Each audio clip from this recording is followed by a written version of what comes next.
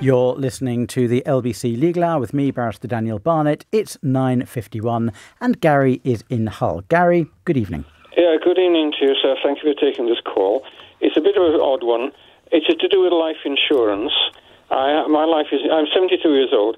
I have life insurance which runs out when I'm 76, 77. I have, a couple of years ago, I was diagnosed with a cancer which is terminal. And it's a bone cancer, aggressive. Anyway, it's in my bones, and they can't cure it. What I want to know is, when the time comes when it gets really too bad for the pain, they will try and keep me going as long as they can. But if it gets too much for me, and I think, oh, to hell with this, I will refuse any further treatment, which could possibly reduce my otherwise expected life. Or if I went to Dignitas. Could the insurance company refuse to pay my then widow, to pay my life insurance because I have refused treatment which has shortened my potential life, or gone to Dignitas to end it? I wouldn't end it any other way. I wouldn't throw myself into the bus or anything. But I was just wondering, could the insurance company say, no, you could have lived a bit longer, you might have lived beyond the date the insurance sort of terminates? Have I made myself clear there? I'm sorry, I'm rambling a bit. Gary, I understand completely, and I'm so sorry to hear of your health issues and that you've had to call into LBC to discuss this. Well, I daren't phone the insurance company because they can be very funny insurance companies. Yeah, right? and of course, the moment that goes on your insurance file, it can just trigger all sorts of problems. So I think you're probably, although you have a duty of candour when you take out an insurance policy, I think you're quite right at this point not to be contacting them in advance. I have this insurance for several years now. Have you looked at the policy itself to see what it says? I haven't. Actually, I can't read. I'm blind as well, which doesn't help. Okay. And my wife is really impaired. I haven't actually looked at it, no, but likelihood is it'll have a clause in it saying if I commit suicide, they're not going to pay.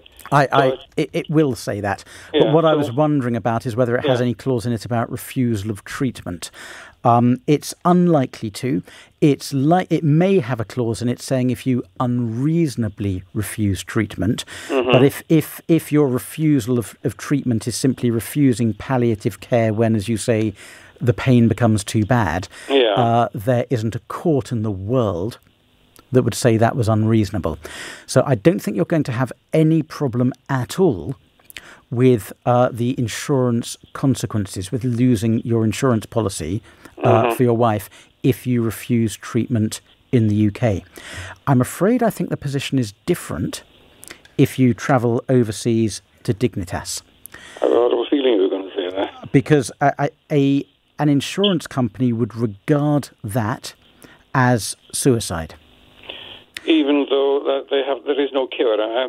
They're extending life or prolonging death, whichever way you want to say it. I think if that is what you're thinking about, I think the best thing you can do, because insurance companies do understand this situation, and of course it's very much a developing situation because more and more people now are choosing to consider the options like Dignitas, and a lot of insurance companies, and I'm going to put this very bluntly, Gary, and please don't be offended, don't want the bad publicity surrounding refusing benefits to people in that situation. So if that is what you're thinking of doing, it might actually be worth speaking to the insurance company, having said a moment ago, don't, and seeing if they have a policy on it. Because if they tell you, well, technically against the wording of the policy, but as long as your decision has been approved by a doctor, in that situation, we will honour the insurance policy. If they tell you that's their policy, then you're going to be absolutely fine, and your wife will get the benefit of the insurance policy.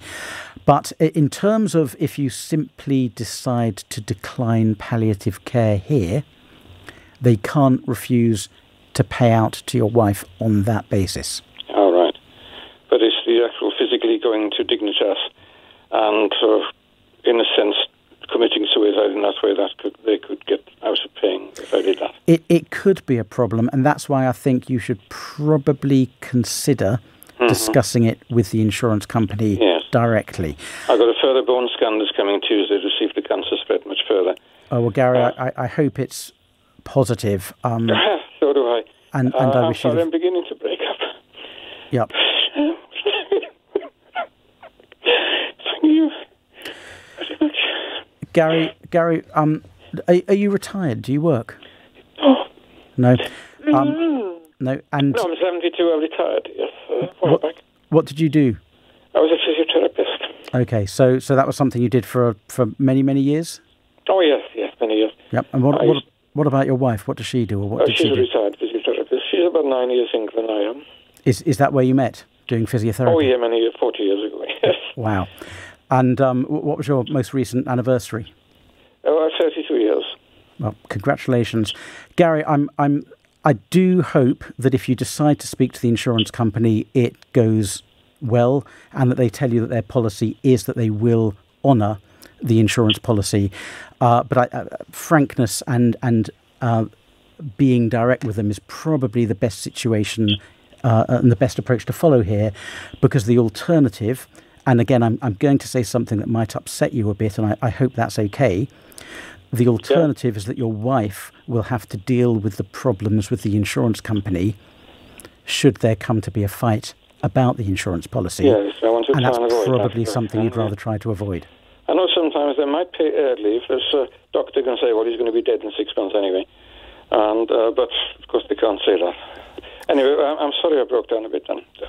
Gary, I understand completely, and you're showing incredible resilience and incredible courage, and I hope the scan next week goes well. Thank you. Okay. Thank you. Gary, thank you so much for calling in. That was Gary from Hull. You're listening to the LBC Legal Hour.